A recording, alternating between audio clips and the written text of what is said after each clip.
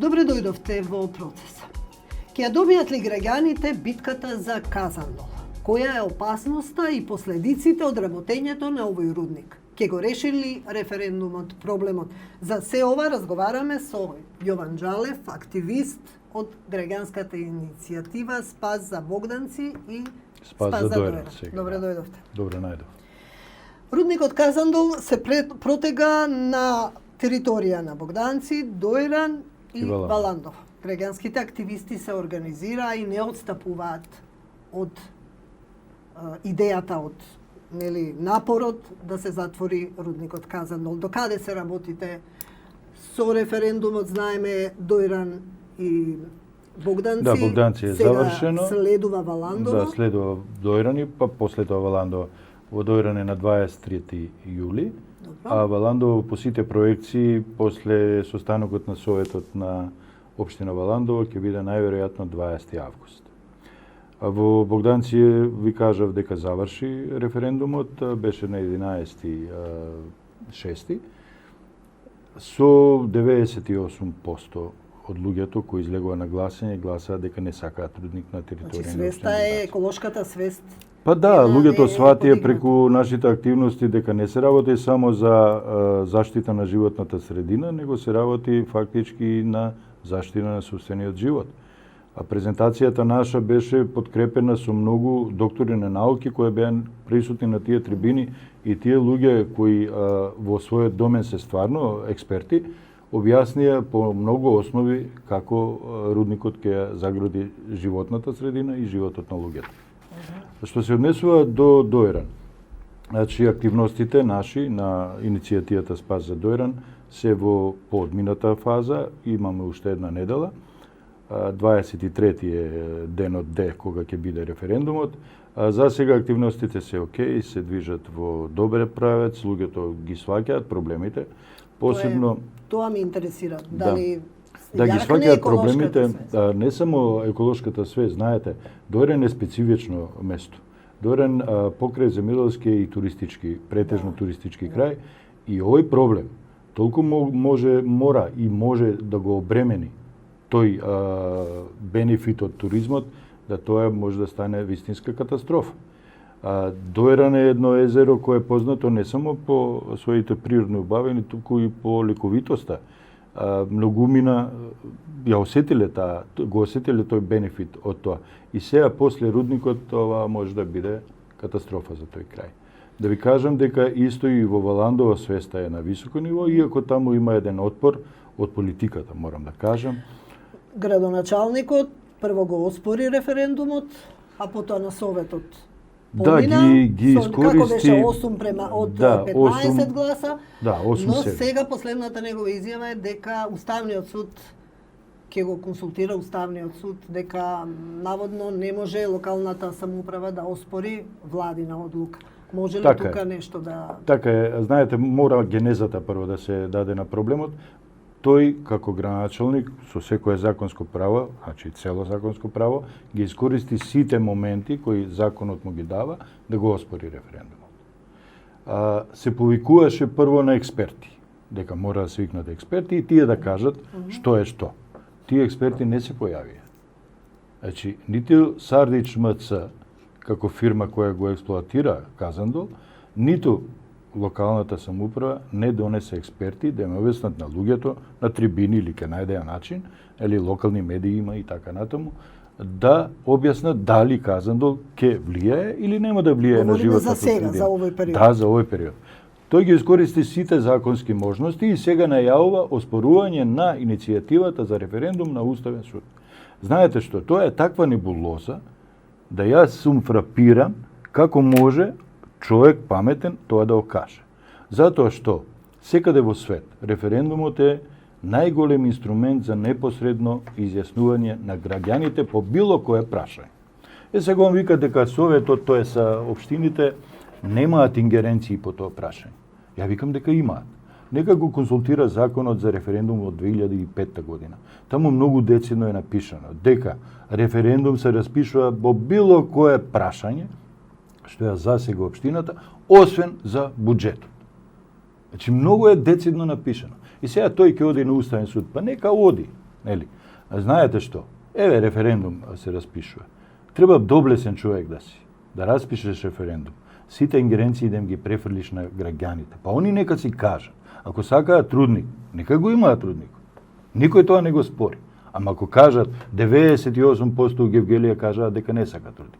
98% кажа у Богданци.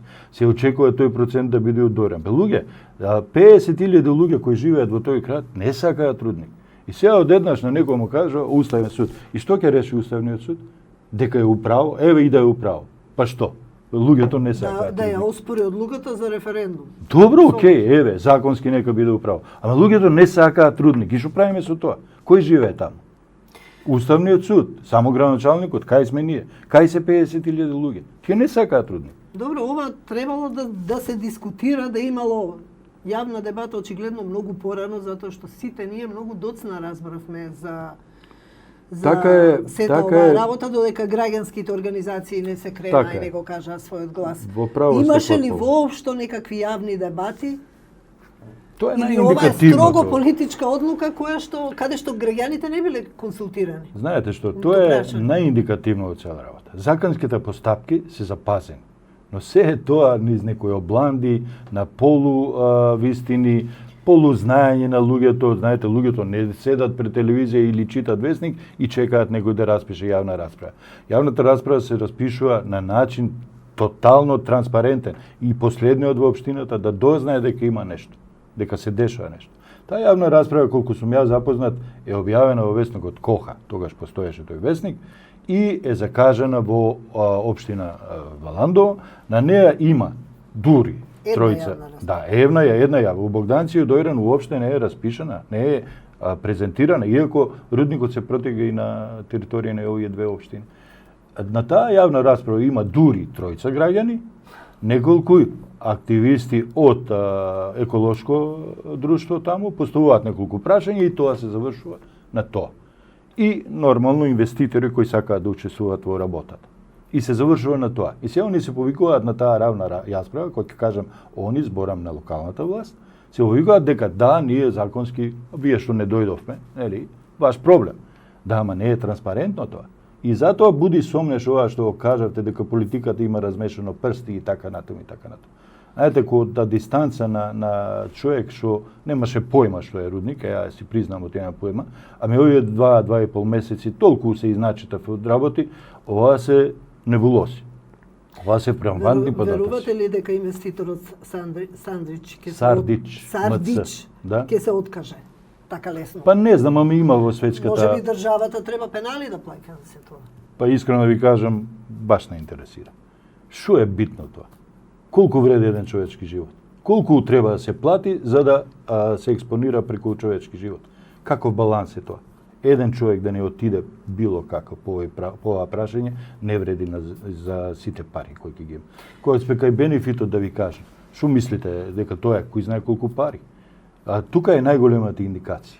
Кога се дава концесијата, морам да објаснам прво како се прави сето тоа.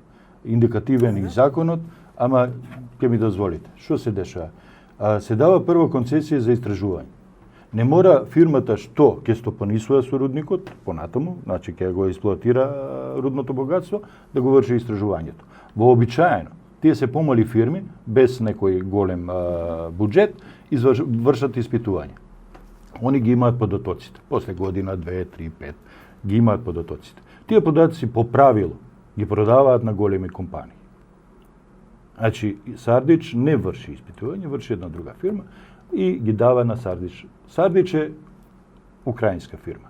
Формира овдека наша фирма.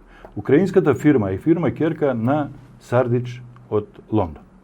Сардич од Лондон е фирма керка на Сардич од Канада. Да не излезе на крајот адресата на па може, сега вие кажате не ја.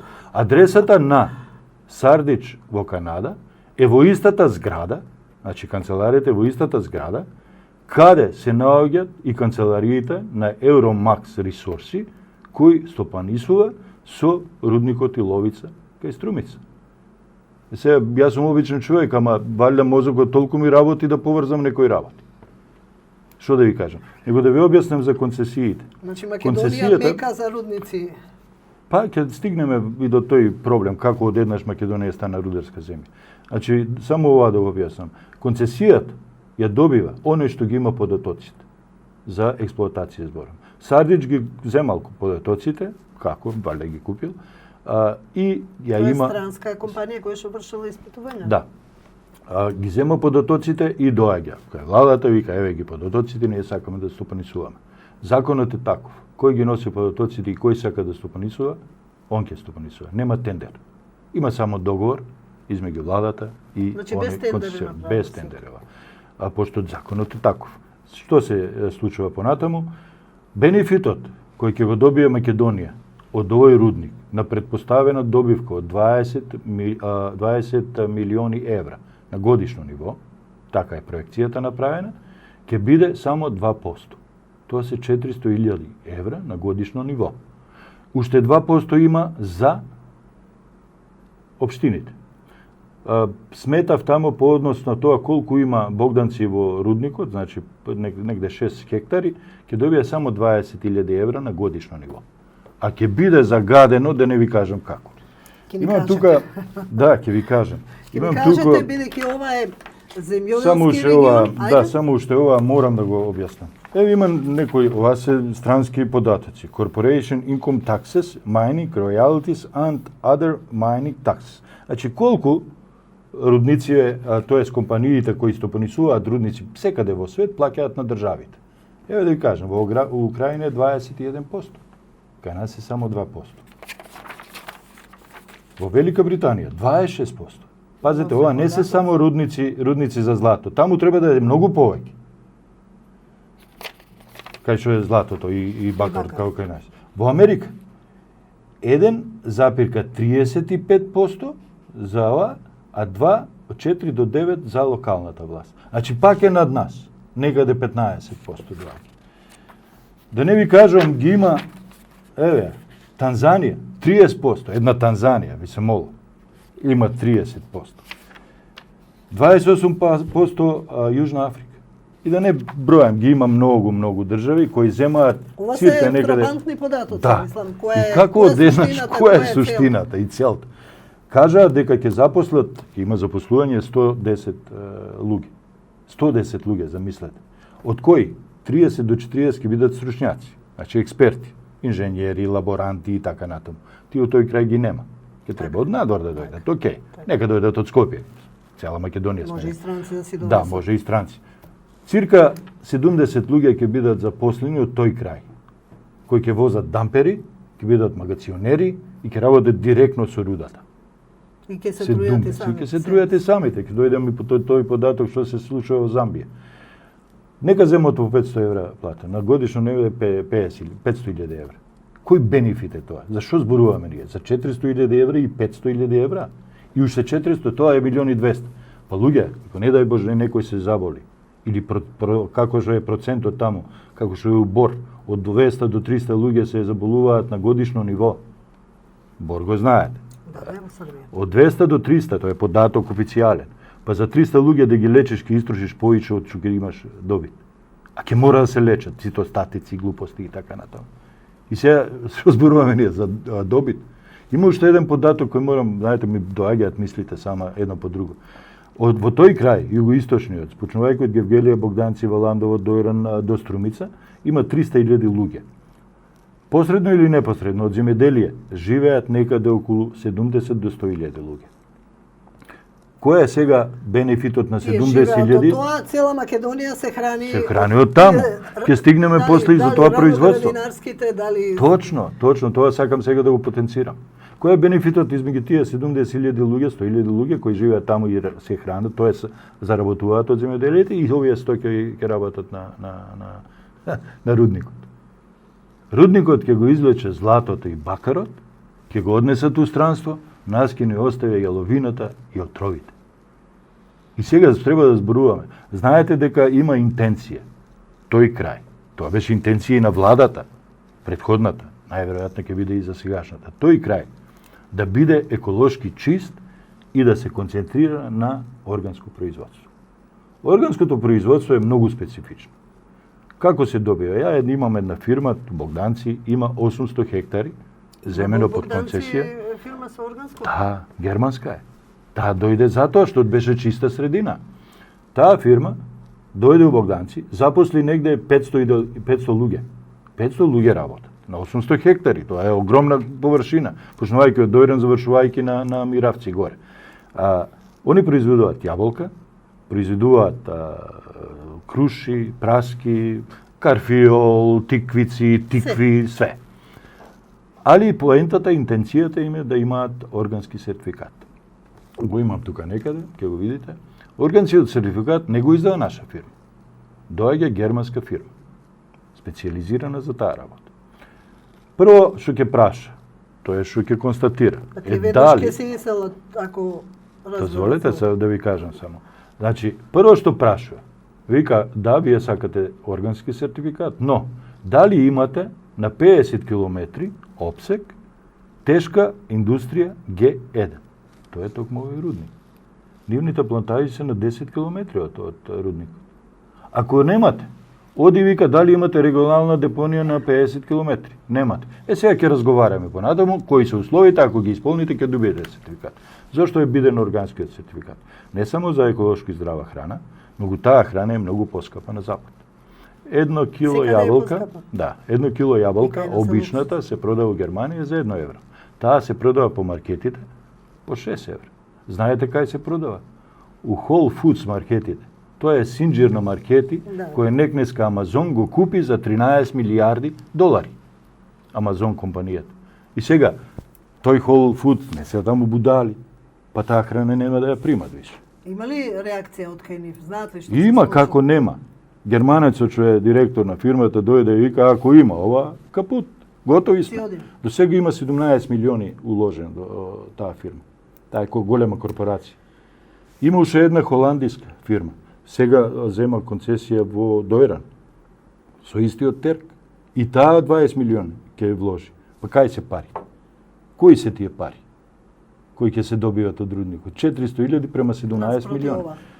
Али пак и тоа да ви кажам, тоа да офрлиме на страна.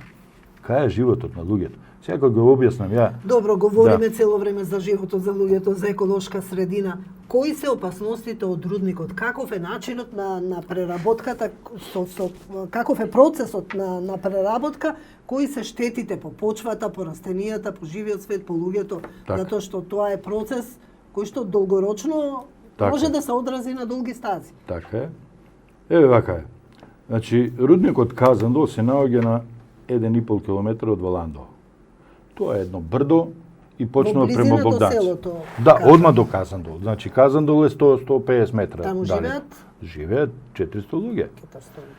Сега, фрапантен е податокот дека рудникот, така е предвидено, брдото мора да го симне најмалце до нула. Тоа е 300 метри брдо.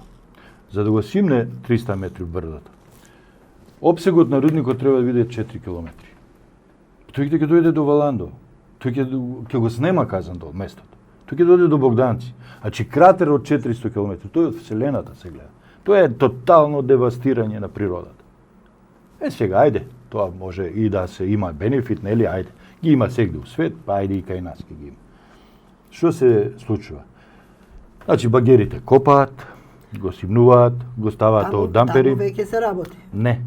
Рудникот е регистрирана е фирмата Сардиче, уште се припремните работи. Не е уште копање на рудник. Подготовките ги прават, од октомври рачунаат официјално да почнат, иако им е пробиен рокот. Значи и по тој основ они може да изгубат концесијата. Имаат 2 години за отпочнат со работа, во февруари 2015 им е дадена концесијата, денес сме, знаете кој датум, значи промашиле урокот. Небитно. Значи, да багерите го копат, ја копат земјиште, тоа е товарење во оние огромните дампери, се носи во така наречени ковчези за лужење. Многу е интересно ова лужењето, што значи? Тоа е распрскување на цијанид и сулфурна киселина врз ова што го збориме рудата. Зошто? Затоа што при хемиски процес цијанидот, сулфурната киселина го извлекуваат бакарот и златото, останува јаловината се одложува у оние собирни езера, така наречени, и стои таму, а златото оди понатаму и бакарот друг процес. Кај што оди, се дели со цинк и така, не навлегуваме у тоа. Значи, поентата е ова. Сега, до овдека е се кристално јасно. Проблемот е у собирните езера, така наречени. Таму, за 15 години, ќе има тони и тони сулфурна киселина и цијанид. Они викаат дека тие собирни езера, така и барем и у студијата нивна напишано, ова е таа студија на Сардич, 230 страни се упрашање, одека све е прекрасно напишано, мислиш ќе тече мед и млеко, ама некои работи не може да се сокријат. Ќе дојдеме и до нив. Што се случува? Таа јаловина ќе се чува од тие собирни езера, кои ќе бидат со еден слој од 10-15 см глина и некоја геофолија, тоа е обичен најлон, значи обична пластична фолија, за да не протече. Да, ама има и поройни дождови. Што правиме ако излие тоа? Има испарување. Има испарување. Има тонење и покрај тоа. Значи, загадување прво на почвата и подземните води, загадување на воздухот. При пукање, тоа може да влезе у Анска река која е на 200-300 метри од таму. Од Анска река у Вардар у Солунско пристаниште. Зошто ова го кажувам? Најголемата катастрофа се има случајно 2000 година во местото Баја Маре во Румунија. Таму има едно место, една планина, се вика Рошија Монтана, значи, која е со најголем процент на злато и бакар во Европа. И добро ја зема канадска фирма, ја работи алкаво. Таа брана за одложување на јаловината и отровите пука. Преку реката Шамош, Тиса и Дунав стигнува до Црното море. 1200 километри се неповратно загадени со отрови. За 15 дена изумрени се 1500 тони риба, водни птици, скакулци, луѓе. Значи, 17 години Европската Унија до сега има вложено 350 милиони за чистење на тие отпадоци, тешки метали. Ама не може да ги исчисти. Цијанидот, која ќе се врзи со тешок метал, било каков, е разградлив на 3300 години. Зашо зборуваме не? Кај ќе оди? Каква геомембрана, каква глина? Не зборуваме за година и две, значи. Знаете што, уште овој податок да ви дадам. Од Беласица према Гевгелија, значи Валандовско поле, Богданско поле, баш како кај што Канзадол, постои подземни води од кај што се полни Доранското езеро, знаете она што се правеше спас за Доранското езеро, таму се полни, тоа е море од вода, питка вода. Луѓето за година, две, пет ке се тепаат, ке војни ке отвараат за питка вода. Ние правиме рудник кој таа питка вода, кој сега пијат Гевгелија, Валандово, Богданци и Дојран, од таа вода пијат. Ке ја загадиме. Постои едно село, се вика Тополница, до Бучим. Ке се надоврзам за водата. Тоа село е одма до Бучим, испод браната за јаловина. У тоа село више не се живее. Водата не се пие, не само луѓето, и животните не ја пијат.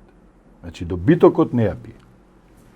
Тие луѓе кои има дожд, бегаат у планината горе, се плашат да не пукне браната да направи катастрофа. Никој не обрнува внимание на тие луѓе. Имаат петиција до турска амбасада, сакаат комплетно цело село да го иселат во Турција. А ние не знаеме што се случува во сопствената држава. Да. Сега да се надоврзам на ова за местото Казандол, кој е на 100-150 метра од рудникот. И тие поведаа иницијатива, ги собраа подписите и пуштија до сите релевантни фактори на територија на Македонија. За ова што им се случи. Да, како да не прават? Петиција, само ќе ја прочитам, ова е од студијата ова за заштита на животната средина на Сардич. Значи, Сардич го напишал ова. Не сум го измислил ја. Вика вака, мерки за облажување на последиците. Инвеститорот мора да создаде план за заштита на јавното здравје на жителите на општина Валандово, каде што активностите како што е преглед на крвта и на респираторните заболувања на жителите на Казандол и Валандово ќе бидат носечки стол. Одам понатаму и вика вака, децата и младите мора да се прегледуваат секој половина година. Додека бремените жени уште почесто. Медицинските прегледи мора да се организира и така напред. Сега. Исто и за добитокот. Ова се дел од мерките за заштита Да, од нивната студија. Зашто некој би го напишал кога нема опасност од тоа? И замислете сега што кажува. Вика вака, во случај на докажано влошување на населението и добитокот, инвеститорот ќе мора да започне со примена на планот за контролирано преселување или планот за реставрирање на животниот стил согласно со недобрите меѓународни практики. Значи, Казандол они за 2 години... Ова е најцрното можно сценарија. Ова е геноцид. Ова е чист геноцид на сопствениот народ. Некој ќе го исели тој човек кој е сточар, кој е земјоделец, каде? На Джемахир кулите, таму ќе остават у некоја зграда, па тие половината ќе се самоубија. Се фрлат од таму, не се навикнати на таков живот. И затоа имате иницијатива да се иселат и они у Турција. Имаат петиција. Тие се турци во... Да, турци се. Турци се. И они се најзагрозени. А тоа се еден слободоумен народ. Сточари. Тоа се прекрасни луѓе. И тие ќе бидат жртва на ова се. Добро, инвеститорот најавува контрола, не знам. Па ви кажав, еве у Баја Маре имало контрола, па никому овие. ништо. Нема вез. Има уште многу да ви презентирам. Знаете ли колку ќе се користи сулфурна киселина на таа? Го имам преподаток негде овдека. Значи, да не го барам. И кој ќе го контролира нивното работење, пак самите себе ќе се контролира. Па или самите себе, или некој инспектор од Министерството за животна средина кој Не знаат. нема везе. Знаете, што да ви кажам. Уште еден податок, само да видите колку ќе се потроши сулфурна киселина за работењето на рудникот. Потрошувачката, ова се пак податци од оваа студија, значи не ги измислувам ја. Потрошувачката на сулфурна киселина за потребите на процесно производство ќе изнесува 5 до 6 тони на производен бакар. Они работат 15 години. Предпоставка, инаку концесијата им е дадена на 30 години. Тоа се 180 месеци, по 30 дена, 5400 дена, по 30.000 литри, се предпоставува дека ќе се користи една цистерна на дневно ниво. Тоа се 162 милиони литри сулфурна киселина. Па кај ќе оди така сулфурна киселина? Или подземните води, или горе у воздух. Значи, респираторните органи, пиење. Знаете ова преска што го прочита за прегледите што го предвидува? Консултирав доктори, вие сте повеќе по таа бранша. Вика, они тие заболувања не можат онака да ги искористат. Зени уста, диши, колку си висок, со такви прегледи. Од тоа 50%, ако не и 70% ќе оди на магнетна резонанца. Знаете што значи ти човек да го... И рентген. Знаете што значи секој човек на секој 6 месеци, не дај Боже, да го... Зрачите. Е страшна работа. Знаете како податок сретнав едноставно. Ова е после Баја Маре, кој се десил 2000 година, Европската Унија прави некоја студија импакти на екстракција на злато и бакар. Значи, ова е European Commission, Евростат. Они ја прават. И ја кажат вака, многу едноставно. Ги наведува како и кои рудници се, значи покрај Баја Маре, Баја Борса, во Шпанија има еден, се дигнаа луѓето кои затворија, поради овие проблеми, и Ставија Италија, таа е 85-та година, кога гинат 269 луѓе, токму од оваа работа. Ставија е затворена, Лос Фралеос у Шпанија е затворен, Баја Маре е затворен, Баја Борса исто е затворен. Сега ќе кажете, па добро, у Европска Унија нема рудници. Има. Има во Шведска и Финска, ама оние северните делови кај што нема живо пиле. Знаете, таму има експлоатација. У Шпанија сакаат овој рудник повторно да го реактивираат, луѓето не даваат. У Румунија ги кажав овие двата, Баја Маре, румунската држава ви кажав губи 24 милиарди на годишно ниво од неработењето на Баја Маре. Ама не може. Носат закон не може да работи. Ке ги труеме луѓето. Прават девастирање максимално природата, ви кажав, 1200 километри до Црното море, се е за уништено. И у Бугарија. Се многу интересна Бугарија. Местото се вика Крумовград. Тоа е некаде источни Европи, Родопи. Адно државата пред 20 година донела некоја стратегија за еколошки туризам, еколошко органско производство, токму во тој дел. Се открил рудникот, државата вика ќе правиме рудник, ќе даваат на, кажете, на компанија од Канада, Адама жителите викат не може така, ние ќе правиме референдум. Рудникот е во општина Трн, кај Крумовград, има некаде околу 3000 луѓе. Од 3000 луѓе, 98% викаат не сакаме рудник, 125 викаат да сакаме и 20 не кажале ништо, тоа се воздржани се. Компанијата што треба да го стопанисува. Веќе 100 милиони има дадено за градење на инфраструктура. Се откажува од рудник. Вика не смееме ние и вика уважени жители на општина Трн и наведува дека зошто се откажува. Не смееме ние вашите животи да ги доведуваме до прашање на загрозување, да ги губите, за ние да имаме профит. Ева сега, ако у Бугарија може вака, што правиме, зошто кај нас да не може?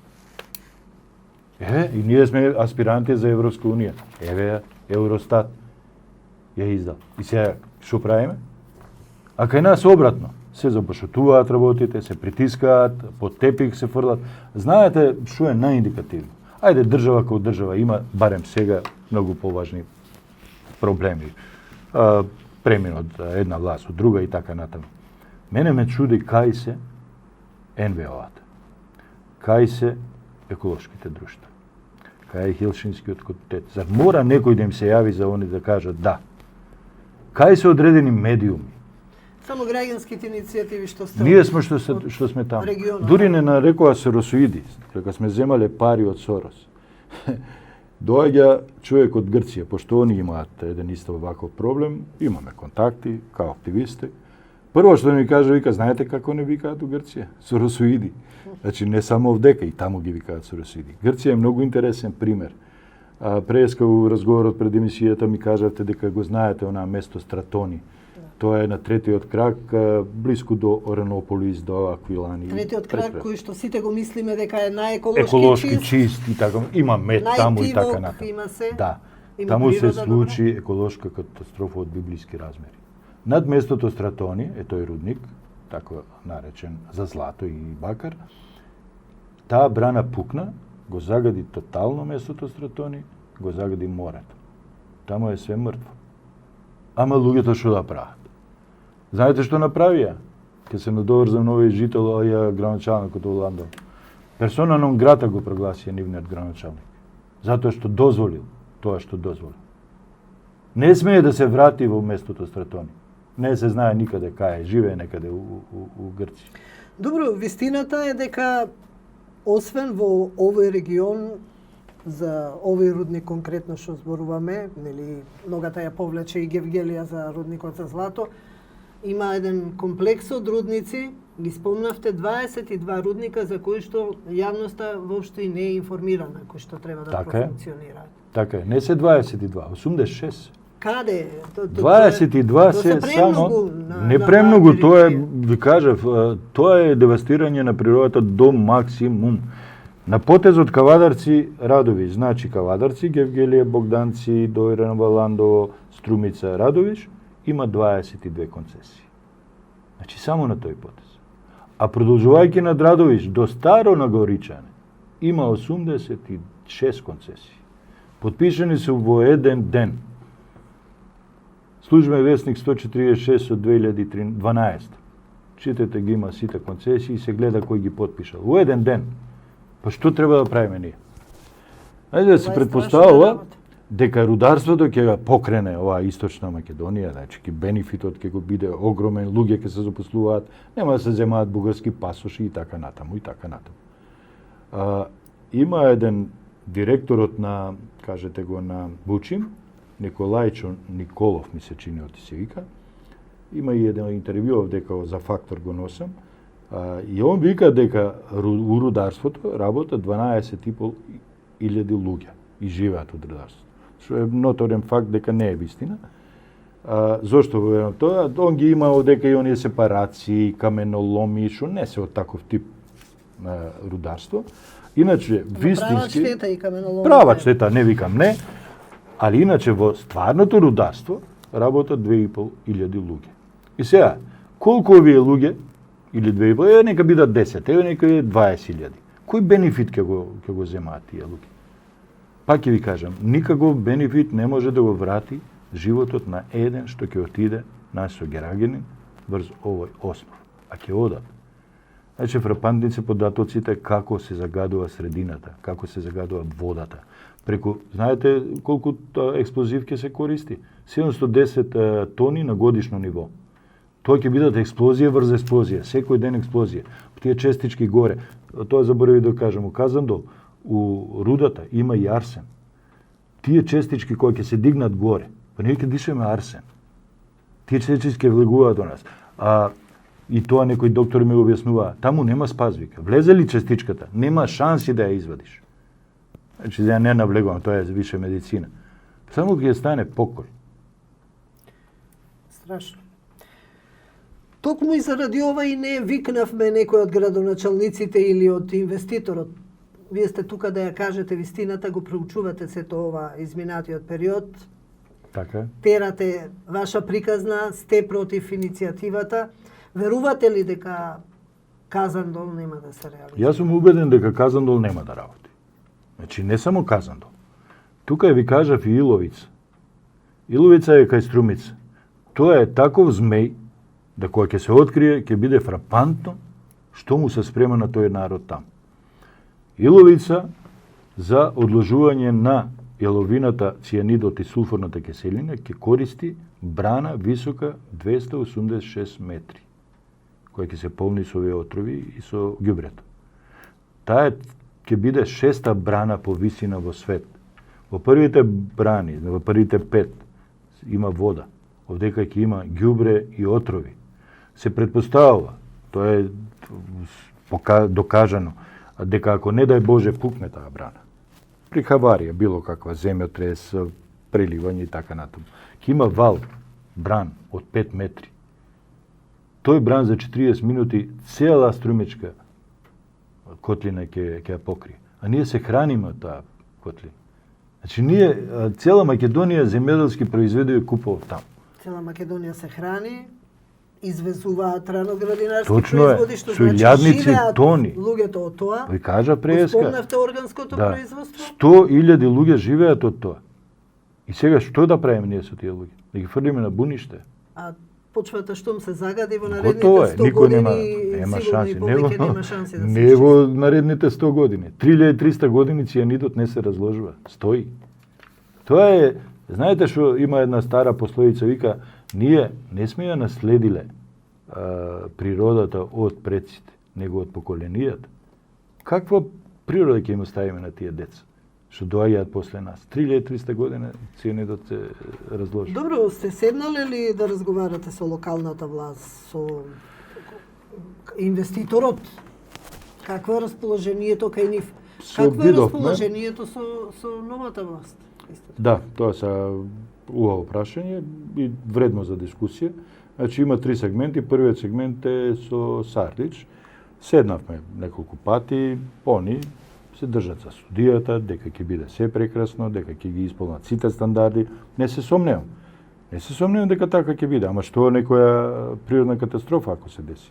Тоа е првиот момент. Вториот момент, колку и да се придржуваат на тие стандарди, воздухот не можеш да го заградиш. Тој ќе прима од сулфурната киселина и така натаму. Ајде Сардич да го оставиме на страна, пошто они си имаат бенефити, се држат за своје. Интерес. Локалната самоуправа е многу интересна. Многу интересна. У Гевгелија беше сплотено све. Заборави да кажам како почна иницијативата. Значи, ние максимално ги искористивме социјалните мрежи. Се тоа се артикулира преку социјалните мрежи. Така тргна се? Да. Почна, тргна така се, формиравме една страна, почна тоа, се налепија до сега едно 5000 луѓе. Од тој крај. И се разменуваат мислења, овие работи сите и така натаму, едноставно свеста се подигнува до ниво. Сега, локалната власт во Богданци соработуваше. И партиите соработуваа. Пошто ова не бира дали има плав или зелен некој. Апсолутно. Или црвен. Таму слушнав дека има тужба до градоначалничката. Ди има од Стардич, не тужба, него кривична пријава. Што е нонсенс. Кривична пријава можеме и ние, и ја, и вие да поднесеме. Ама кај се видело, зашто во кривичната пријава пишува дека не се придржувала до законот за референдум.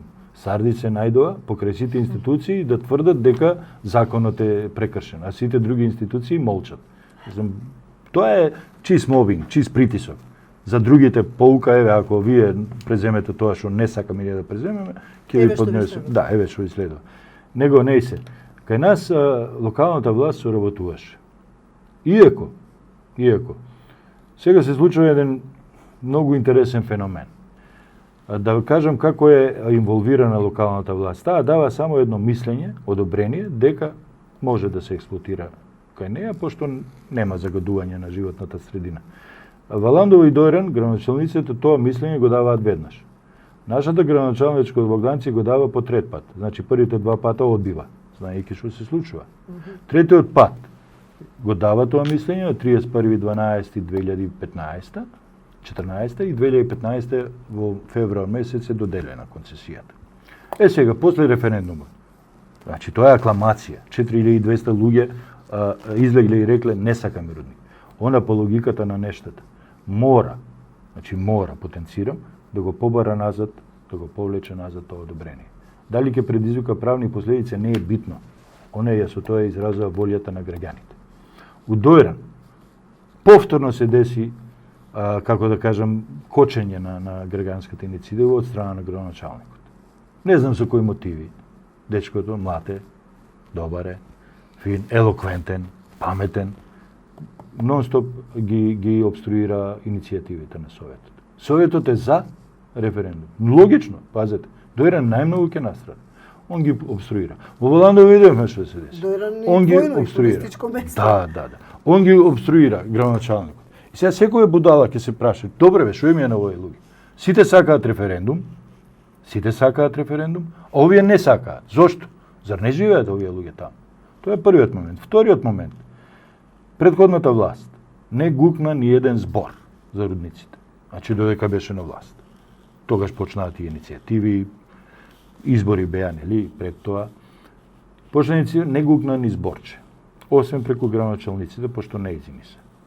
Значи на таа претходната власт. Ама градоначалниците се ближат локални избори, ќе мора да гукнат нешто. Па ќе мора, гукаат, викаат на Уставен суд, ќе го носиме тоа. Него преодот која се случи на власта, ова што помина, готово, почнаа да скокаат, да викаат, ајде, сега кажете вие новите, што правиме со рудниците. Пред тоа збор не кажа, и се одеднаш на новите, на овие од они прашуваат, па еве, излегува, нели, со конференции, дајте, кажете што правиме со рудниците, зошто не кажувате и така. Излегувате дека сте со кого? Со претходната власт. Нема шанса. Какво е расположението кај новата власт? Дали сте разговарали? Тоа сакав сега да го кажам. Нема до сега средба, барем ја не знам да има. Со тоа што премиерот има барано прием, премиерот има излезено една конференција за печат, кажа дека животот на луѓето е пред се. Овдека да не се лажеме, ќе има некој пенали. Па ја мислам дека тоа не е позитивно, тоа е сигнал кој кажува дека рудникот нема да работи. Не само овој, тој во Иловица. Има уште еден сегмент, после ќе го потенцирам, прво да завршам мислата. Значи, ако некој каже дека животот на луѓето е пред се и здравието, нормално, е пред се и пред секој бенефит и пари, али ќе се гледат интересите на инвеститорот, тоа преведено со обични зборови, значи да, рудник ќе нема, а инвеститорот ќе биде обештетен. Ја барем така ги разбирам работија. И тоа е правиот начин. Па сега, нека изгубиме некоја пара. Не викам дека ние ќе нема да губиме пари, логично. Тоа што спомнавме, сигурно дека треба нешто. Да. Пенали да плаќа држава. Па добро се, што да правиме? Ама се учиме секогаш на грешки. На собствените грешки, па на крај крајава нека се види кој го е направил грешката. Ја не можам едно да разберам. Како смее човек да потпише нешто, 86 концесии, а пред тоа да не се запраша, чекајте бе, јас што правам со ова? да видам дали уопште има последици по ова. Лесна е оваа студија од Кој го Насарди. потпишал сето? Па Пешевски. Постои у службен вестник. Лесна е оваа студија на Сарди, че кажеш, добра е, супер е. Иако на крајот има замерки, кои не викат, добра, тоа не е ништо. Има една многу интересна работа од еден професор од Природно-математички факултет за движењето на птиците. Вака ние кога зборуваме тоа, не битно работа. Битно е, и како е битно. Има друга замерка за едно автохтоно растение на само 2 километри од рудникот што живее. Едно е во Македонија, само таму е. Само таму е. А со тој рудник ќе пропадне тоа растение. Го има на територија на Европа само кај нас, во Грција и во Турција. Значи, има и други работи кои се многу битни. Локалитетот Исар, Марвинци, по студијата и по законот, на 7 километри од рудникот, не смее да има локалитет. Овдека е на 3,5 километри од рудникот Исар, Марвинци. Неистражене, оставене така. И XXX други работи. Добро, сето ова нема крај, јас мислам дека доволно кажавме за да луѓето, за да публиката знае за што се работи. Ги спомнавме и сите останати дека и некој друг може да се најде во слична ситуација, не само Дојран Богданци или Гевгелија, значи и другите места. Како што стојат работеа цела југоисточна па и Северна Македонија ќе биде. Интенцијата била да станеме рударска земја, од земјоделска во Па ја тоа не можеме да го разберам. Ако 20 години се тера една ситуација да ова биде. Не, од 20 години Македонија од секогаш била земјоделска. Јасно. Ама сакам ти кажам од кога сме самостојни, нели? Така. Овој крај што го спомнувам цело време, тоа е интенцијата да биде земјоделски крај. Македонија да се храни од таа, како што Пелагонија е житница, нели, за цела Македонија, ова да биде од другите производи. Добро, јас се надевам дека сето ова ќе допре. Сега се зависи од актуелната власт, дека ќе допре до нив и дека ќе се преземат мерки, дека референдумот ќе биде успешен и Пак ќе кажам уште ова морам да го додам. Затоа што сум секогаш на страната на граѓаните. Точно, тоа сакав ја да го потенцирам. Ако 50-60 илјади па и повеќе кажат не сакаме рудници, која е таа централна власт која каже не, ќе работат рудници. Знаете, ти може да се деси радикализација, не дај Боже. Можно е. Сега не можам ја тоа да го тврдам дека така ќе биде. Ама има луѓе што ги притискаме од иницијативата. Чекајте бе луѓе. Ви сакаат да идат да го затворат едноставно. Не сакаме рудник. И сега тоа никој не може да го свати или не сака да го свати. Градоначалникот рудник па рудник, абе не сакаат луѓето рудник. Што ви е тебе? Што правиш ти? Така да ја мислам дека рудникот нема да. Ќе следиме ситуацијата. Благодарам на поканата. И благодарам што дојдовте. Би беше особено задоволство.